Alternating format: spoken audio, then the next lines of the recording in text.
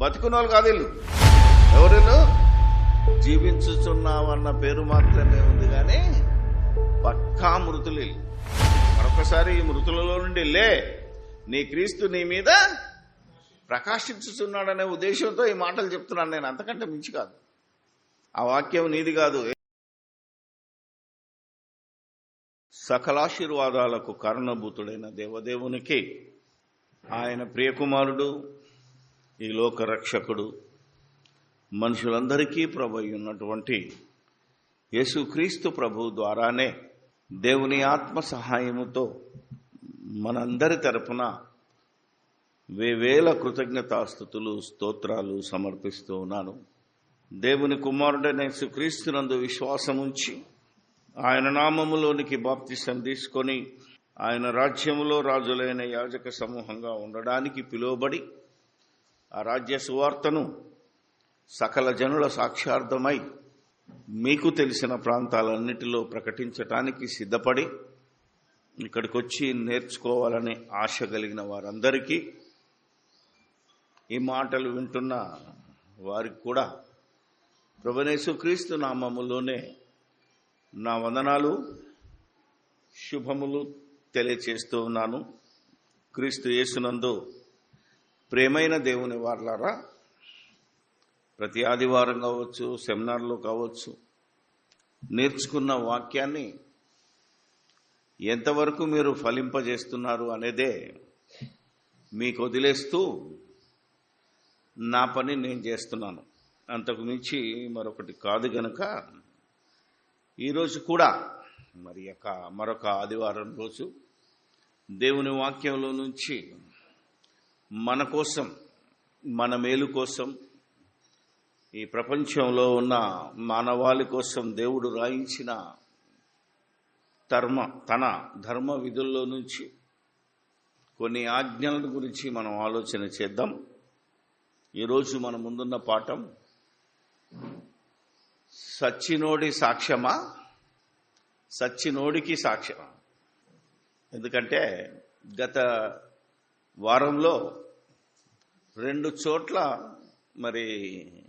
జ్ఞాపకార్థ కూటమని పెట్టినప్పుడు మనకు కావలసిన వారు గనక మాట్లాడదామని చాలా కష్టపడి చాలా దూరం ఖర్చు చేసుకొని వెళ్ళాం. అలాగే దేవుని వాక్యము వినాలి, ప్రతి ఒక్కరికి బైబిల్లో ఉన్న దేవుని సంకల్పం తెలియపరచాలని అందరికంటే ముందే మనం వెళ్ళడం జరుగుతుంది. ఎవ్వరూ రాకముందే, ఎందుకంటే స్పీకర్గా ఈ జ్ఞాపకార్థ కూటాల్లో దరిద్రం ఏంటంటే ఒక్కరు సమయానికి రారు. ముఖ్యంగా అయితే ఇంటోళ్ళు అసలు రారు. అవునా కదా? మనుషులు పెట్టిన పద్ధతులు మాత్రం దైవోపదేశములని వ్యర్థముగా ఆరాధిస్తున్నారు. ఎవరి సాక్ష్యం వింటే మనుషులు మారుతారో ఇంతవరకు క్రైస్తవుల్లో 80% మందికి అర్థం కాలేదు. ఫలానాయన గురించి గొప్ప సాక్ష్యం బ్రదర్ అని సాక్ష్యాలకు అనేక మంది సంఘాలలో విలువిస్తున్నారు తప్ప వాక్యానికి విలువ లేదు. ఎవరి సాక్ష్యమైతే నువ్వు విని నమ్మాలో దానికే విలువలేని పరిస్థితి, చెప్పలేని పరిస్థితి ఒకవైపు అయితే, చెప్పించలేని పరిస్థితి మరొక వైపు అయితే, చెప్పినా మారని పరిస్థితి చాలా వరకు. అయినా ఏం చేయాలి మరి? బోధకుడిగా, ఒక సువార్థికుడిగా మన డ్యూటీ మనం చెయ్యాలి. ఇన్ని సంవత్సరాలుగా క్రీస్తుని గురించిన సాక్ష్యం అన్ని మీడియాల ద్వారా అన్ని చోట్ల వినబడుతున్నా దానిని కాదని, మనుషుల సాక్ష్యం గొప్పదని మనుషులను గురించి సాక్ష్యం ఇవ్వడం మొదలుపెట్టారు. ఒక జ్ఞాపకార్థ కూటానికి వెళ్తే మొత్తం 1.5 గంటల వరకు కూడా సాక్ష్యాలే, ఒకరికొకరు పోటీపడి. ఏం సాక్ష్యం అంటే చనిపోయిన గురించి సాక్ష్యం చెప్పాలి బ్రదర్. చనిపోయిన వ్యక్తిని గురించిన సాక్ష్యము నేను అడిగాను ఒక దగ్గర. ఎందుకంటే నేను ఎట్టి పరిస్థితిలో సత్య విరుద్ధమైన బోధ జరుగుతున్నప్పుడు నాకు కోపం వచ్చేస్తుంది. ఇంతమంది చెప్పారు కదా, ఒక 10 మంది, 10 మందిలో ఏ ఒక్కరైనా ఈయన మంచోడు గాడు, ఈయన నాకు అన్యాయం చేశాడు అని చెప్పగలరా? ఎందుకు చెప్పాలి కదా, ఉన్నది ఉన్నట్టు చెప్పాలి కదా. ఈడెప్పుడు చచ్చిపోతాడరా బాబు అని ఎదురు చూసినోడు కూడా ఇలాంటి మహానుభావుని నా జీవితంలో చూడలేదు, ఆయన మనకి ఇక లేరు, మనకెవరు దిక్కు అన్నట్టుగా వాక్యం చెప్పడం ఇది ఆత్మవంచన కాదని అడిగాను. ఎందుకంటే నువ్వు ఎంతమందికి అవకాశం ఇచ్చినా అందరూ చాలా గొప్పవాడు, చాలా గొప్పలు. అందుకే నేను అడిగాను, అందరూ ఏమనుకుంటారు, పాస్టర్ గారు మా ఏదో ఆశీర్వాద వచనాలు క్షేమం చెప్పి వెళ్ళిపోతున్నాం కాదు, ఇవి పైన గాయానికి, అవునా కదా, మందురుద్దడమే తప్ప ఒరిజినల్గా ఆత్మవంచన చేసుకోకుండా మాట్లాడాలి. అసలు ఇంతకు మంచి ఎందుకు చెప్తున్నావు, ఏమంటే బాగుపడాలని, అంతే కదా ఈ సాక్ష్యమైన అవతల. మరి చెడు చెప్తే కూడా వాడు బాగుపడాలిగా, అవునా కదా. ఇలా అసలైన దాన్ని వదిలేసి లోక సంబంధమైన పనుల కోసం టైం వేస్ట్. ఇక్కడ అతని గురించి సాక్ష్యం చెప్పే టైమే లేదు, అసలు వాక్యం చెప్పే టైం లేదు. ఎందుకు పెట్టుకున్నారు ఇన్ని రూపాయలు పెట్టి? భోజనాలు మాత్రం బ్రహ్మాండంగా, తెలుసా మీకు? ఈరోజు జ్ఞాపకార్థ కూటాలు ఒకప్పుడైతే ఎలా ఉండేదో మీకు తెలుసు, కానీ ఇప్పుడు మటను, చికెను, బిర్యానీ అన్నీ పెట్టి మళ్ళీ ఒక రిటర్న్ గిఫ్ట్, అవునా కదా, టిఫిన్ ఏదో ఒక డబ్బాలు ఇస్తున్నారు. అంటే ఈ స్వతంత్ర దేశంలో సావు కూడా పెళ్లి లాంటిది అని ఒక ఆయన రాశాడు. కరెక్టే, అది ఆలోచన చేయాలి మనం. అందుకని అసలు ఇవన్నీ బైబిల్లో ఉన్నాయా అడిగాను నేను. ఇంతకుముందు కూడా మీకు చెప్పాను, ఎందుకు లేదు బ్రదర్, చనిపోయిన వాళ్ళని జ్ఞాపకం చేసుకోవాలి కదా, మన పితరులు పెద్దలందరూ చేశారు కదా అని ఒక వాక్యం రాసుకొచ్చాడు ఆయన. ఏంటా వాక్యం? నీతిమంతుణ్ణి జ్ఞాపకం చేసుకున్నట ఆశీర్వాదకరం. ఇది రెవరెండ్లకు, బిషప్లకు, ఈనాటి బైబిల్ కాలేజీ డైరెక్టర్లకు ఎవరికైనా పర్లేదు, ఎవరిని నేను విమర్శించాలని కాదు, కానీ ప్రతి ఓడు ఇదే వాక్యం. పెళ్లిలా యేసును ఆయన శిష్యులు వివాహానికి పిలువబడరని ఒకడంటాడు, వివాహం అనే విషయంలో బర్త్డేకి సంవత్సరం అనే దయా కిరీటము అని ఒకడు మాట్లాడతాడు. ఇలా ఇవన్నీ వాక్యాలు సొంతానికి అతికించుకున్నాయి, ఎందుకంటే ఫంక్షన్ చేసుకోవడానికి అతికించుకున్న వాక్యాలు తప్ప ఈ కార్యక్రమాలకు బైబిల్లో ఎక్కడ తావులేదు. ఆలోచన చేయాలి. పాత నిబంధనలో చనిపోయిన వాళ్లకు దుఃఖ దినాలు సలిపినట్టుగా ఉండొచ్చు, కానీ క్రీస్తు ద్వారా నీకిచ్చిన నూతన నిబంధనలో ఎవరిని జ్ఞాపకం చేసుకోవాలో, ఎవరిని జ్ఞాపకం చేసుకుంటున్నారో మాత్రం రాసిపెట్టాడు దేవుడు. అందుకనే సచ్చినోడి సాక్ష్యమా, సచ్చినోడికి ఇంతకు సచ్చినోడెవడు, ముందున్న సచ్చినోడెవడు, తర్వాత వచ్చిన సచ్చినోడెవడు? ఒకతను నిజంగా చనిపోయినోడు, అవునా కదా, మరొకడు బతికుండి సచ్చినోడేడు. అర్థమైందా లేదా?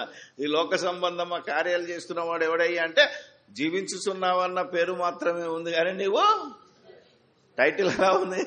సచ్చినోడికి సాక్ష్యం. అవునా? ఎవరు సాక్షిలో? ముందు సచ్చినోడే సాక్ష్యం. ఓ పాట రాశాడు చూడు మన సోదరుడు ఒక ఆయన, పోతున్న వారు మనకు మన జీవితం అనే ఒక పాటలో ఒక వచనం ఉంటుంది, పోతున్న వారు మనకు సాక్ష్యమా ఏదో ఉంటుంది, గుణపాఠమా, నువ్వు చూచుటలేదా, బ్రతికి ఉన్న మనకు వారు పాఠమే కాదా అని ఒక తమ్ముడు మంచి పాట రాశాడు. అవునా కదంటే అసలు వాళ్ళు వెళ్ళటం అనేది నీకు పాఠం కావాలి, ఒక గుణపాఠం కావాలి. అందుకే ఈరోజు మనం ఆలోచన చేస్తే ఆల్రెడీ వెళ్ళిపోయిన ఆయన గురించి నువ్వు ఎంత సాక్ష్యం చెప్పుకున్నా అవసరమా? ఆలోచన చేయాలి కదా. పోనీ ఆయన చెప్పిన సాక్ష్యాన్ని బట్టి ఆ కుటుంబం ఏమైనా నడుతుందా?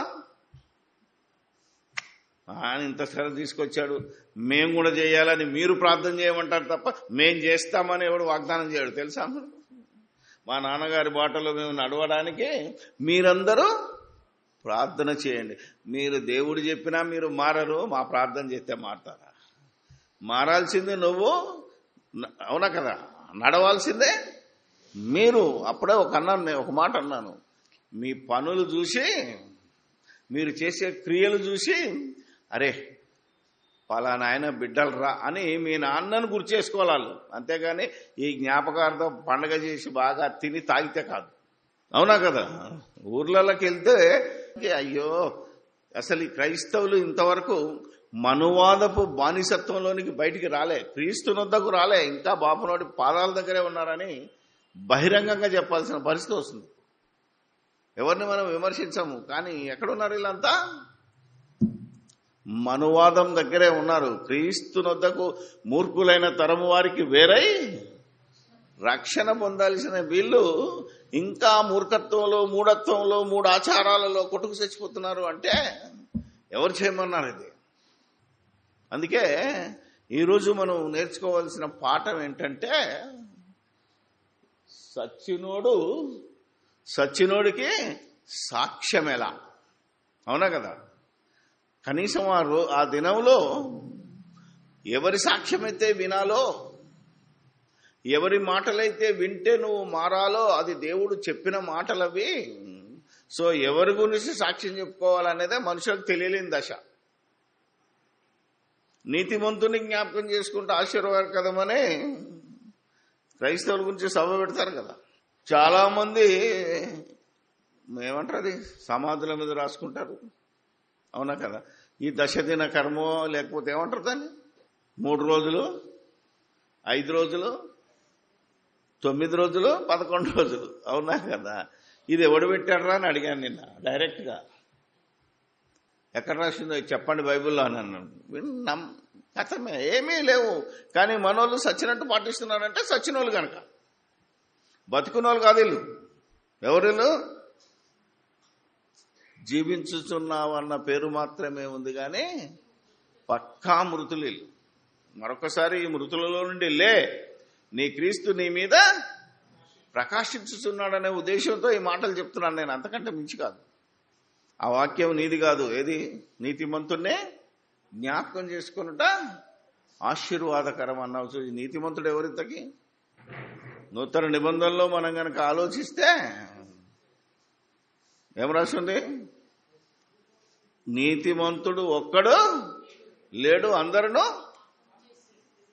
చూసారా? దేవుడు అనుగ్రహించు నీతిమంతుడు ఒక్కడే, ఆయన యేసు. ఎవరిని అందుకే ఆ నీ జ్ఞాపకార్థ కూటం పెట్టు, ఓదార్పు కూటం పెట్టు, ఆదరణ కూటం పెట్టు, నువ్వేమన్నా పెట్టు, నువ్వు జ్ఞాపకం చేసుకోవాల్సింది ఎవరిని? యేసు ప్రభును, ఆయన పడ్డ శ్రమలు, ఆయన చేసిన బోధ, ఆయన ఇచ్చిన ఆజ్ఞలు. ఇది నువ్వు విని మారాలి తప్ప సచ్చినోడు సాక్ష్యం విని ఎవడూ మారలేదు. ఇంతవరకు మారరు అని బైబిల్ చెప్పింది. బతికున్నోడు కూడా వచ్చి సాక్ష్యం చెప్తుంటాడు, నేను రౌడీ నుండి, నేను తాగుబోతునుంటి, నేను వ్యభిచారి నుండి ఇప్పుడు మారినా. నువ్వు ఉన్నంతసేపే నిన్ను జ్ఞాపకం పెట్టుకుంటావు. నువ్వు పోతే అటే మళ్ళా శరా మామూలే, కుక్కతోక. కాబట్టి మన ఇష్టం వచ్చినట్టు మనుషుల గురించి సాక్ష్యం కాదు, యేసుక్రీస్తు సాక్ష్యం గొప్పది. ఆయన గురించి పరిశుద్ధాత్ముడు ఇచ్చాడు, ఆయన గురించి దేవుడు ఇచ్చాడు, ఆయన గురించి అపోస్తులు ఇచ్చారు, ఆయన గురించి ప్రవక్తలు ఇచ్చారు, ఆయన గురించి సాక్ష్యం ఆయనే చెప్పాడు. ఇంత గొప్ప సాక్షి సమూహము మన ముందుండగా మనిషి సాక్ష్యాలు మనకెందుకు? అందుకే ఐబీటీలో మరి ఇంతవరకు అంత ఇంపార్టెంట్గా జరగకపోయినా మన ఆధ్వర్యంలో ఇంకా మీటింగ్ పెట్టాడంటే అసలు ఏ మనిషి సాక్ష్యాన్ని మేము అలో చేయం. కుటుంబంలో నువ్వు బిడ్డ అయినా, కొడుకైనా, భార్య అయినా, తల్లి అయినా, మనుషుల సాక్ష్యం మనకు పనికిరాదు. ఒకవేళ పనికొస్తుంది అని నువ్వు అనుకుంటే ఇదిగో వాక్యం చెప్పే అవకాశం ఇవ్వు, చెప్తాను. ఎవరు జ్ఞాపకం చేసుకుంటున్నారో మనకు అర్థమవుతుంది. ఈరోజు అన్నీ బాగుంటే మనంత హ్యాపీ, అంటే మనంత మనగాడు ఇంకోటి లేడు. అలా ఒక ధనవంతుడికి బాగా పంట పండిందట, మంచి కొట్లు, అవునా కదా, ధాన్యం బాగా పండింది. వెంటనే వీడేమనుకుంటుండట, నా ప్రాణమా, లూకా రాసిన సువార్త 12వ అధ్యాయము 16-17 వచనాలు చదుదాం. మరియు ఆయన వారితో ఈ ఉపమానము చెప్పెను, ఒక ధనవంతుడు భూమి సమృద్ధిగా పండెను. అప్పుడు అతడు, నా పంట సమకూర్చుకొనుటకు నాకు స్థలము చాలదు గనుక నేనేం చేతునని తనలో తాను ఆలోచించుకొని నేను ఇలాగ చేతును, నా కొట్లు విప్పి వాటికంటే గొప్ప వాటిని కట్టించి అందులో నా ధాన్యమంతటిని నా ఆస్తి సమకూర్చుకొని నా ప్రాణంతో, నా ప్రాణమా, అనేక సంవత్సరములకు విస్తారమైన ఆస్తి నీకు సమకూర్చబడి ఉన్నది, సుఖించుము, తినుము, త్రాగుము, సంతోషించుమని చెప్పుకొందునను. అయితే దేవుడు వెర్రివాడా, ఈ రాత్రి నీ ప్రాణమును అడుగుచున్నారు, ఈ రాత్రే నీ ప్రాణమును అడుగుచున్నానా?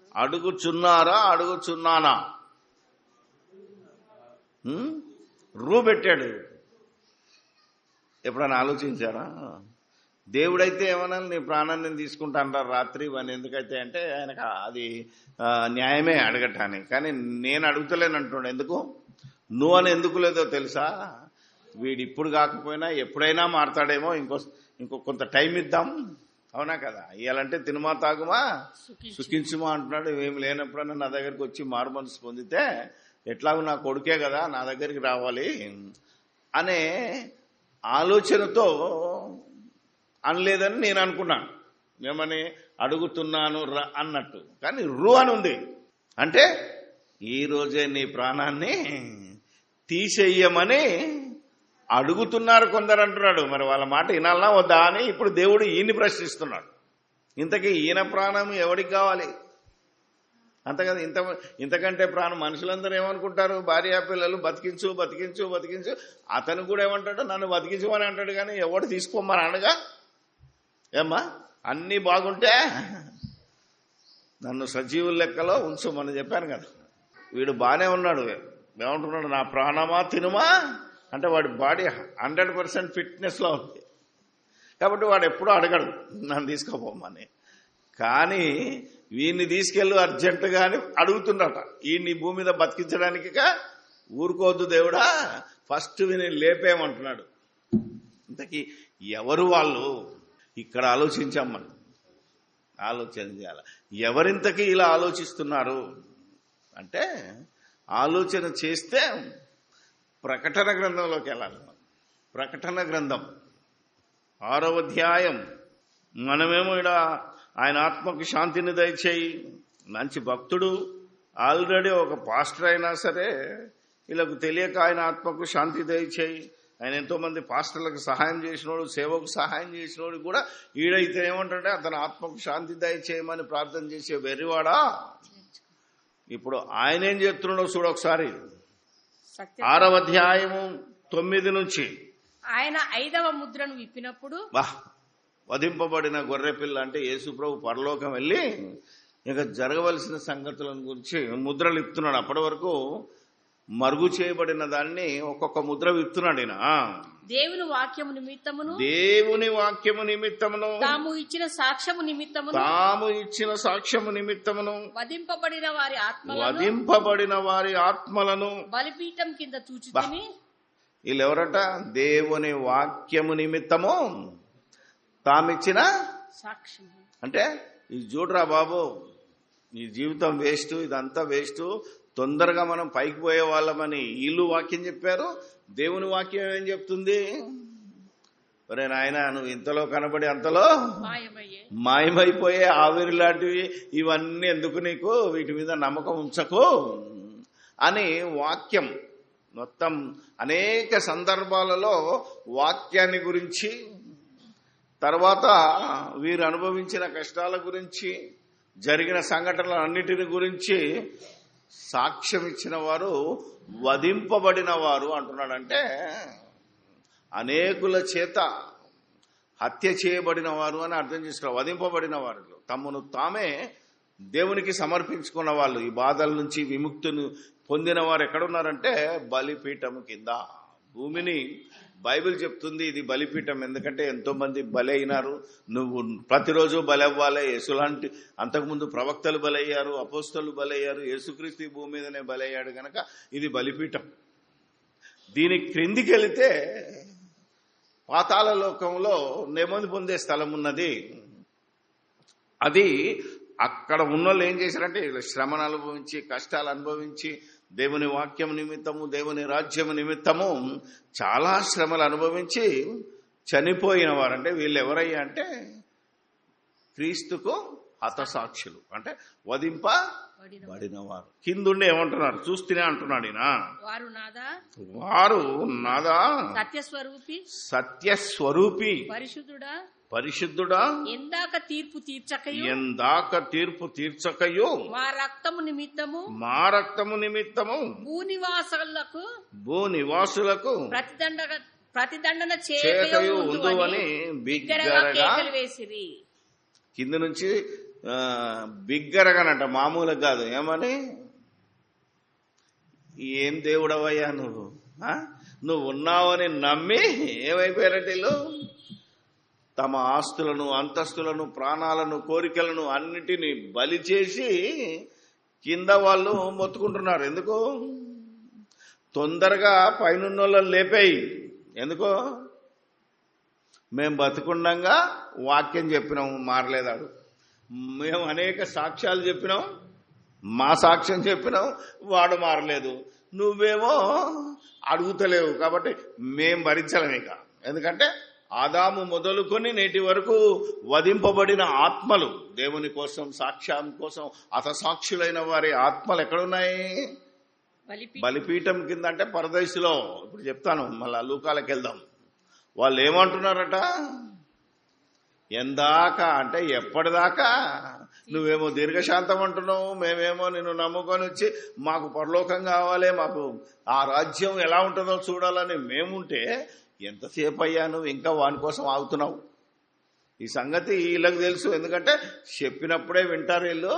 తర్వాత నా ప్రాణమా తినుమా, ఏం చేయాలి, నేను ఇంకెంత డెవలప్ చేయాలి, ఇంకెన్ని ఇండ్లు కట్టాలి, ఇంకెంత, అవునా కదా, అధికారాలు సంపాదించుకోవాలనే తపనే ఉంటుంది వీళ్ళకు. శ్మశాన వైరాగ్యం చెప్పాను కదా లాస్ట్ టైం. ఆధ్యాత్మిక వైరాగ్యం ఒకటి, శ్మశాన వైరాగ్యం ఒకటి ఉంటుంది వీళ్ళకు. ఆధ్యాత్మికం అంటే ఇప్పుడు విన్నప్పుడే ఈ గేట్ దాటిదాకా ఇక నేను సచ్చినా, అవునా కదా, వేరే పనులు చేయను, దేవుని కోసం బ్రతుకుతానంటాడు. ఏం చేయను, అంతే కదా. ఎలాంటి వాళ్ళని చూస్తున్నాం మనం. అందుకని సమయమందును అసమయమందును దేవుని కోసం బ్రతకాలి. అంటే నేను దేవలోకానికి వెళ్ళడం కోసం, దేవుని కోసం మనమేం బ్రతుకుతాం, కానీ దేవుని దగ్గరికి వెళ్ళటానికి మనం ఎలా బ్రతకాలి, ఈ క్షణంలో చచ్చిపోతే నేను ఎక్కడికి వెళ్తాను అనే భయం ఉన్నోడు పరిస్థితి వేరు. దేవుడు లేడు, గేవుడు లేడు, అంత నయన పరిస్థితి వేరు. అందుకని వీళ్ళు ఏమంటున్నారంటే, వాడేమో తినుమా తాగుమా సుఖించుమా అంటాడు. ముందు వాడిని లేపాయి. అంటే మనకంటే ముందు ఇక్కడ వాక్యం చెప్పి ఏమంటారు, బోధ చేసిన, ఒకవేళ ఒక దైవ సేవకుడే కిందికి వెళ్ళిపోయాడు అనుకో, నువ్వేమో ఆయన కోసం నువ్వు ప్రార్థన చేస్తున్నావు. ఆయన ఏమంటున్నాడు, ఆడికి అసలు టైం ఇవ్వకు, ఆడి చిన్న టైం ఇచ్చినా ఇంకా దుర్మార్గం పనులు చేస్తాడు, ముందు అర్జెంటుగా లేపంటే ఈ రాత్రికే వాని లేపయి ఇంకా తినుమా తాగుమా ఇవంతా ఎవరి సొత్తు అవుతాయి అని వాళ్ళు ప్రార్థన చేస్తున్నారు. ఇప్పుడు చెప్పండి, ఎవరి కోసం ప్రార్థన చేస్తున్నారు? ఈ సచ్చినోడికి సాక్ష్యం ఏది? ఆడి సాక్ష్యం నిన్ను లేపది, కానీ నీకు వీళ్ళిచ్చే సాక్ష్యం కావాలి. అప్పుడన్నా భయం పుడుతుందేమో. అందుకని ఈ వాక్యం చెప్పనిత్తలేరు ఎక్కడ. ఇది ప్రిపేర్ అయిపోయిన ప్రతి చోట మనకు సమయమే దొరుకుతుంది. అర్థమైందమ్మా? ఎందుకంటే ఈ సాక్ష్యం వింటే మారుతాడు. ఒరే నీ కోసం వాడు మొత్తుకుంటున్నారా బాబు, ఈ రాత్రి లేపేయమని అడుగుతున్నాడు, మరి ఇలా మాట వింటే దేవుడు నీ పరిస్థితి ఏంటి అని ఈ విషయం చెబుదామని ఏ జ్ఞాపకార్థ కూటంకి వెళ్ళినా ఎవడు వాక్యం చెప్పడానికి అవకాశం ఇస్తుంది. వీళ్ళు ఎవరు మార్చాలి? వాక్యమే మార్చలేనిది ఆయన సాక్ష్యం మారుతాను నేను. అలాంటి పరిస్థితిలో ఈరోజు క్రైస్తవ్యం ఉంది. ఏమంటే ఒక తూతూ మంత్రం, ఎవడు పెట్టమన్నాడు? అసలు పెట్టమనలేదు తెలుసా మీకు? నీతిమంతుడైన యేసును రోజు జ్ఞాపకం చేసుకోవాలా. చనిపోయినాక ఎట్లాగో చనిపోయాడు. అంత అయితే నీకు అంత బాగుండి ఏదో జ్ఞాపకం చేసుకుందాం అనంటే ఏం చేయాలంటే కృతజ్ఞత స్తుతి కూటం పెట్టుకో. ఈ కార్యక్రమాలన్నీ పెట్టకు. ఏమిటి అవి? గుండు కొట్టించుకోవడాలు, లేకపోతే తానాలు చేసి రావడాలు, సమాధి దగ్గరికి వెళ్ళి పూలు చల్లడం, లేకపోతే దీపాలు పెట్టడం, ఇదంతా అజ్ఞానపు దశ. అవి కాదు చేయాల్సింది. ఇప్పుడు చూద్దాం. నీతిమంతులేమో నేను లేపేయమంటున్నారు. లూకా రాసిన సువార్త 16వ అధ్యాయము. సచ్చినోడి సాక్ష్యంతో మనకు పని లేదు. సచ్చినోడికి ఈ సాక్ష్యం చెప్పమంటున్నాడు దేవుడు. ఈ సాక్ష్యం వినకపోతే నీకు రక్షణ లేదు. ఎవరైతే జీవించుతున్నావన్న పేరు మాత్రం ఉందో, ఎవరైతే మృతులుగా ఈరోజు ఇక్కడ కూడా ఉన్నారో వారి కోసమే దేవుడు చెప్తున్న మాట ఏంటంటే, లూకా గారు రాసిన సువార్త 16వ అధ్యాయము 22 నుంచి చదువుకుందాం. ఆ దరిద్రుడు చనిపోయి, ఆ దరిద్రుడు ఎవరా దరిద్రుడు? పైన చెప్పాడు, లాజరు అని.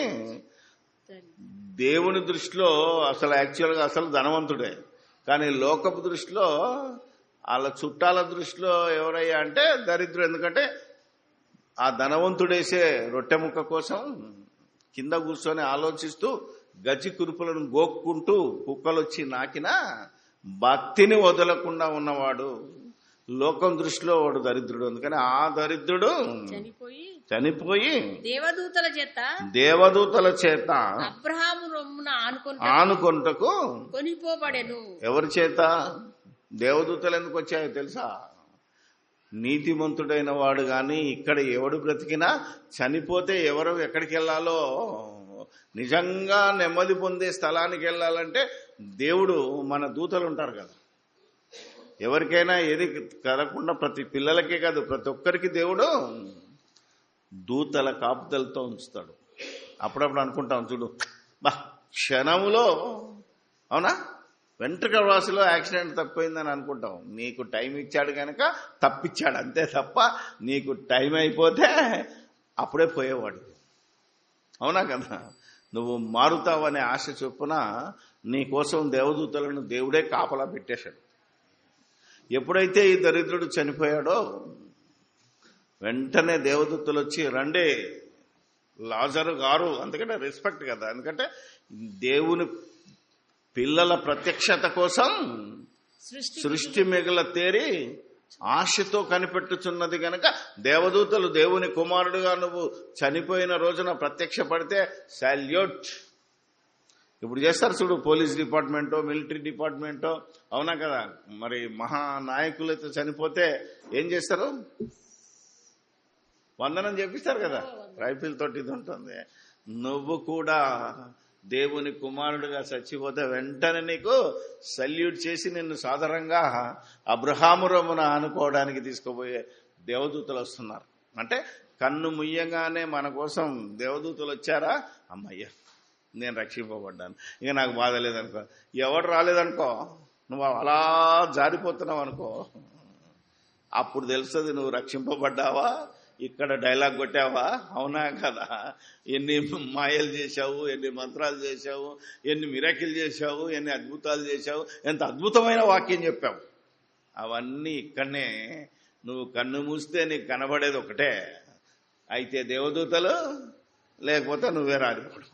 అందుకే ఇప్పుడు ధనవంతుడు చనిపోయాడు, ధనవంతుడు కూడా చనిపోయి పాతి పెట్టబడను. అప్పుడు అతడు పాతాళంలో బాధపడు. చూసావా, ఈడెవడు? నా తినుమా తాగుమా సుఖించుమా అన్నాడు. ఎక్కడికి వెళ్తున్నాడు?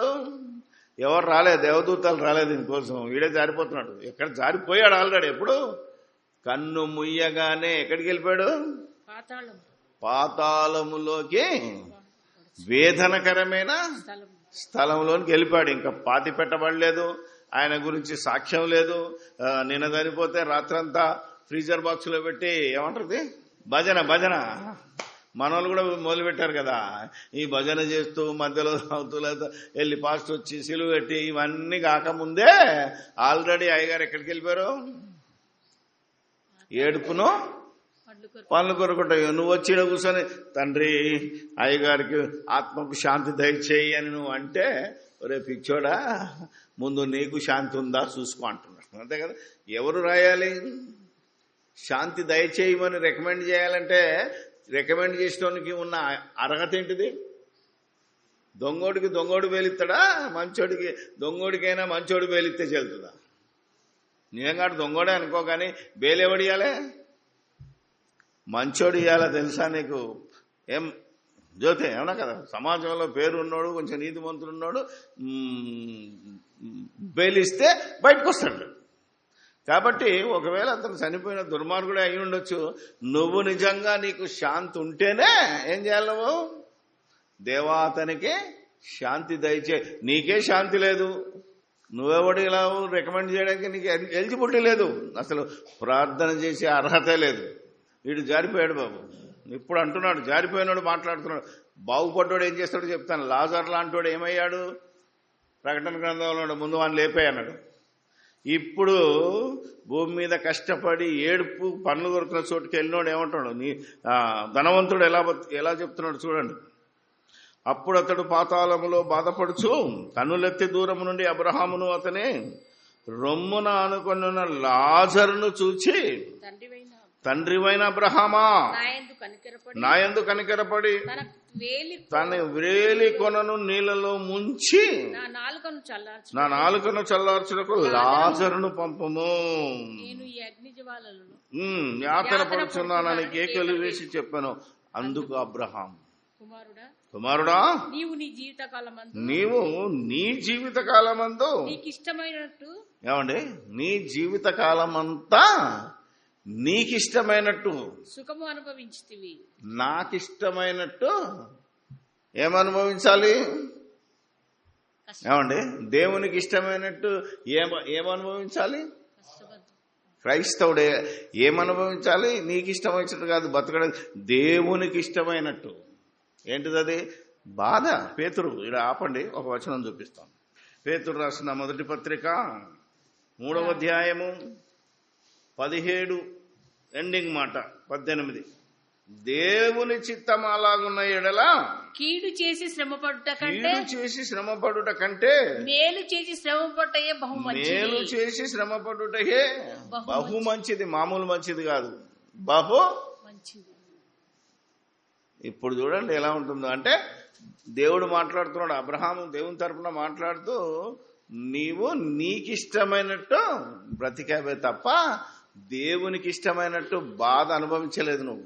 అదే ఆ దరిద్రుని చూడు, ఆకలేస్తుంది, తిండి లేదు, గజ్జి కుక్కలు వచ్చి నాకుతున్నాయి, అయినా ఏం చేశాడు? దేవానికో స్తోత్రం అని నాకిష్టమైనట్టు బతికాడు. ఎందుకు నన్ను ఇలా గజ్జోన్లాగా ఏమి లేనిలా బతికించాను, వాడినేమో ధనవంతుడిగా బతికించావు, లేపరేస్తాను వాడిని నిన్ను అనగా గన్ను పట్టుకున్నాడు కాదు. అర్థమైందా లేదా? ఆలోచన. ఈరోజు మనుషులందరూ రకరకాలుగా మారిపోయారు. అందుకే చెప్తున్నాడు, నీకు ఇష్టమైనట్టు బతికావు గనక ఇప్పుడు నాకు ఇష్టమైన శిక్ష నీకు వేస్తున్నాను. చెప్పండి చూద్దాం. ఇంకా చదువమ్మా. అందుకు అబ్రహాము, కుమారుడా, నీవు నీ జీవిత కాలమంతా అయ్యో నీకు ఇష్టమైనట్టు సుఖము అనుభవించితివి, అలాగూ నేను లాజరు కష్టము అనుభవించినని జ్ఞాపకం ఇప్పుడు చేసుకో. నువ్వు అప్పటిదాకా మర్చిపోయినావు కదా. అప్పుడు అవతల సంగతి జ్ఞాపకం చేసుకున్నావే తప్ప నీ గురించి నువ్వు నీ పరిస్థితి ఏంటో జ్ఞాపకం చేసుకోలేదు. ఈ లోకం వదిలితే ఇప్పుడన్నా జ్ఞాపకం చేసుకో. ఇప్పుడైతే వాడు ఇక్కడ నెమ్మది పొందుతున్నాడు, నీవు యాతన పడుచున్నావు. అంతేకాక ఇక్కడ నుండి మీ యొద్దకు దాటబోరు వారు అసలు ఇక్కడి నుంచి అక్కడికి, అక్కడి నుంచి పాతాళ లోకంలో పరదైసు నరకం, రెండింటి మధ్య ఒక అగాధం ఉన్నది. ఎప్పుడైతే నువ్వు పాతాళ లోకంలో జారిపోయినావో, లాజరు పరదేశంలో ఉన్నాడో, అసలు ఈ లోకములోనే మధ్యలో బారియర్ ఉంది. అక్కడోడు ఇటు రావడానికి వీలేదు, ఇక్కడోడు మంత్రగాడు వచ్చేమంటాడు, ఏమంటే ఇప్పుడే లేపుతా, చచ్చిపోయిన లేపేట, దయ్యమైన లేపి ఏం చేస్తాడు, నీ మీదికి పంపిస్తా బాణామతి. అవునమ్మా? ఈ మెదకు కామారెడ్డి సైడ్ అంతా ఈ మంత్రగాళ్ళ గోల ఎక్కువ, సచ్చినోడు దయ్యమై తిరుగుతున్నాడని బాధ ఒకటి. సచ్చినోడు ఎప్పుడు దయ్యం కాడమ్మా, వీళ్ళంతా సృష్టించిన దయ్యాలు ఇవి. నువ్వు కన్ను మూస్తే ఉరిపెట్టుకొని సచ్చినా, యాక్సిడెంట్ అయినా, ఎవడన్నా మర్డర్ చేసినా నీ ఆత్మ మాత్రం ఇలా కన్ను మూసి ఇట్లా పడ్డామనుకో, ఆత్మలు ఎక్కడికి వెళ్ళిపోవాలి? పాతాళ లోకంలోకి వెళ్ళి, నీతిమంతుడైతే అబ్రహాము రొమ్మున ఉంటాడు, అనీతిమంతుడైతే అగ్ని జ్వాలల్లో యాతన పడుతున్నాడు. భూమి మీద ఒక్క క్షణము కూడా ఉండడానికి వీల్లేదు. కానీ ఈ సంగతి తెలియని క్రైస్తవులు, వేరే వాళ్ళని నేను అనను కదా, మనకు అవసరం లేదు కదా, క్రైస్తవులు ఏం చేస్తారు? వెంకటేష్ 3వ రోజు పోదాం సమాధి దగ్గరికి పోయి ఏం చేద్దాం? అది ఓ పాప చెప్తుంది, పాలు వద్దాం. ఎవడాడు తాగుతాడా? ఉన్నాడా? అసలోడు ఎప్పుడో పోయే మట్టి పాలు చేస్తారంటే లీటర్ పాలు. ఏమయ్యా ఇంత పక్కడబందిగా రాశాడు, దీన్ని క్రైస్తవులకే అర్థం కాలేదు. ఇది చెప్దామంటే మనకు టైం ఇవ్వడేవాడు, ఇది చెప్తే బాగుపడతారు కదా, అందుకని చెప్పనివ్వకుండా. అందుకే ఈరోజు టైటిల్ ఏం పెట్టామంటే, సచ్చినోడికి ఎవరి సాక్ష్యం? బైబిల్ సాక్ష్యం. ఆ సచ్చినోడి సాక్ష్యం మనల్ని ఎలాగూ బాగు చేయలేదు, ఈ సచ్చినోడికైనా ఈ సాక్ష్యం కావాలి. ఇది విన్న తర్వాత కూడా మారలేదనుకో, ఎవడేం చేయలేదు. అవునాక? ఇది విన్నాక కూడా నువ్వు మారలేదంటే నేనేం చేయలేదు. అందుకే ఏమంటున్నాడు, అప్పుడు వీనికి వెలిగింది. ఎవడికి? ధనవంతుడు జ్ఞాపకం చేసుకున్నాడు వాడి పరిస్థితి ఏంటో. ఇప్పుడు అక్కడికి వెళ్ళాక కాలుతూ ఏమంటున్నాడు? అంతేకాక ఇక్కడ నుండి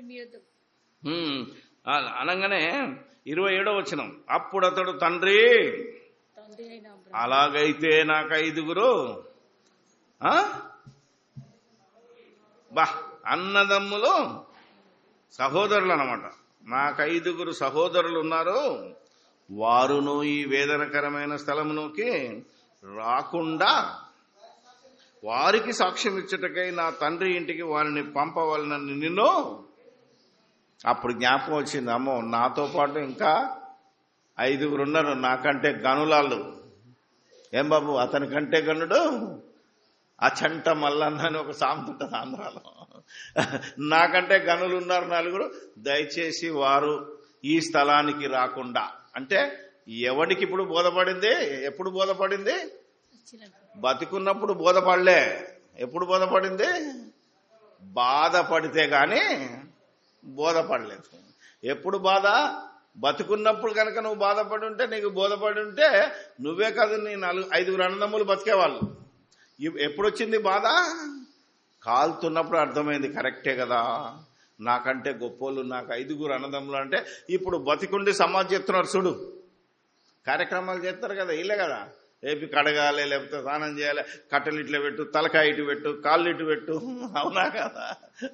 పరిమాలిన శరీరానికి, శవానికి ఇది చెయ్యి, ముందు అది చెయ్యి, ఏది చేయాలంటే ఒకడు ఉంటాడు లీడర్ ఆడు. అవునా కదా? ఇలా పట్టుకో, అలా పట్టుకో. అవునా కదా? ఈ తతంగం చేస్తున్న గురించి వాడేమంటున్నాడు తెలుసా?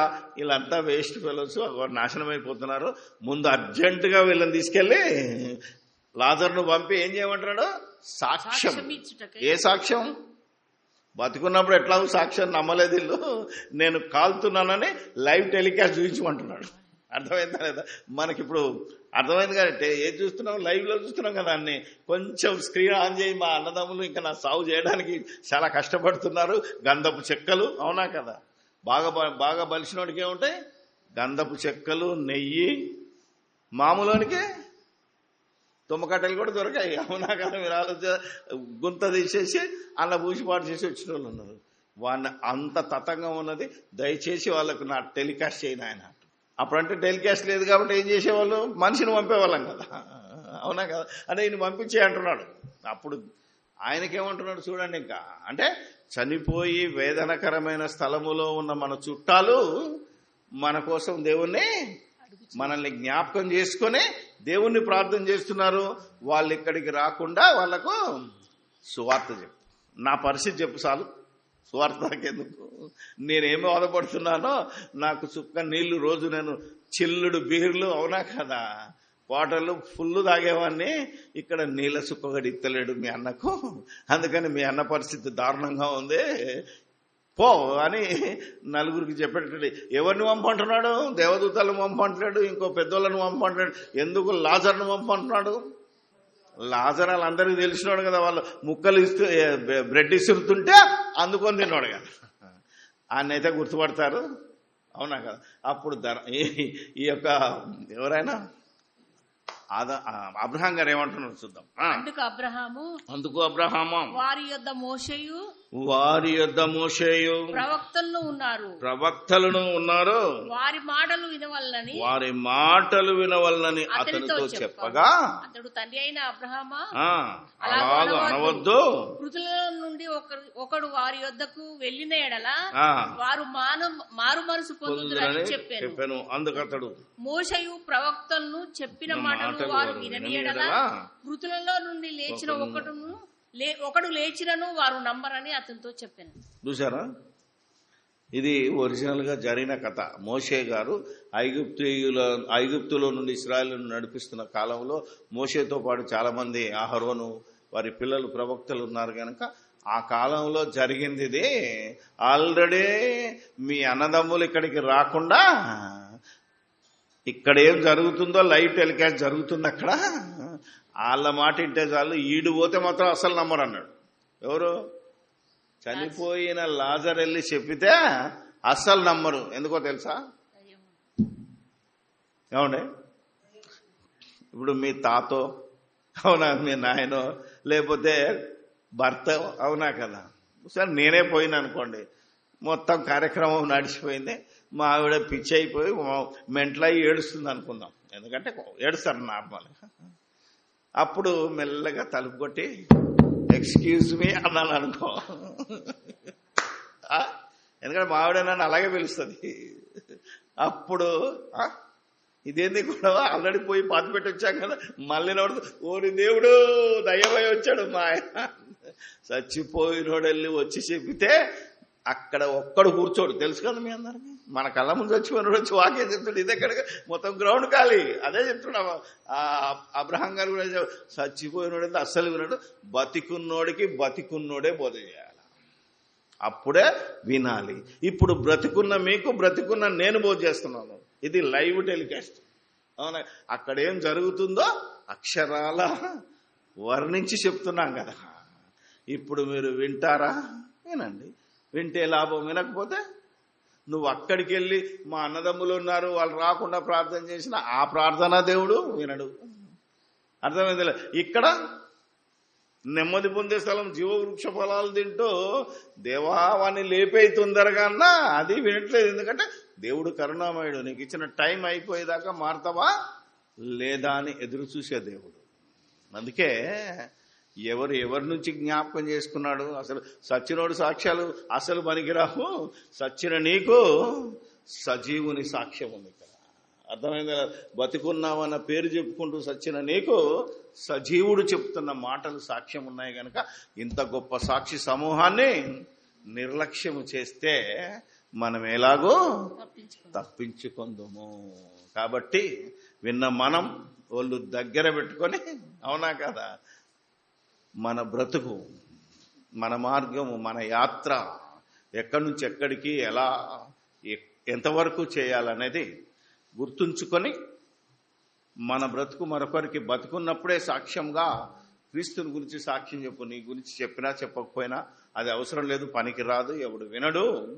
ఎక్కడ మాట్లాడినా క్రీస్తుని గురించి సాక్ష్యం చెప్తూ వాక్యం చెప్పడానికే శత విధాల ప్రయత్నం చేసి వాక్యం వినిపించాలి. ఎందుకంటే వినుట వలననే, ఆ వినుట అనేది నీ గురించి కాదు, ఎవరి గురించి? క్రీస్తుని గురించి మాట వినిపించి అనేకులను సత్య మార్గంలోనికి నడిపి నిత్య జీవానికి వారసులు చేయాలని ప్రభు పక్షాన మిమ్మల్ని కోరుకుంటూ సెలవు తీసుకుంటున్నాను. ప్రార్థన చేసుకున్నాం. పరిశుద్ధుడైన మా తండ్రి, దయగల మా దేవుడా, మీ ఘనమైన నామానికి వేలాది స్తుతి స్తోత్రాలు చెల్లిస్తున్నాం. మేమేమై ఉన్నామో మీ కృప అయి ఉన్నాం. దేవా, ఈ భూమి మీద ఎలాంటి వ్యర్థమైన కార్యక్రమాలు, దినాలు, మాసాలు, పండగలు, నాయన బర్త్డేలు, డెత్ డేలు, ఎన్నో చాలా ధనాన్ని వెచ్చించి చేస్తున్నారు. ఆ పెట్టే ధనం సువార్త కోసం, నాయన మరి తండ్రి సువార్త సభల కోసం, దీనుల కోసం ఖర్చు పెట్టేటట్టు విన్నవారి మనసును దేవా ఆలోచింప చెయ్యుమని, సమస్తము నీ మహిమార్థమై జరిగించుటకు సహాయము దయచేయమని సమస్తము మీకే స్తుతి స్తోత్రాలు చెల్లిస్తూ మా ప్రభువైన యేసుక్రీస్తు అధికారము గల నామములోనే ఈ ప్రార్థన మిమ్మల్ని అడిగి వేడుకొనుచున్నాము తండ్రి.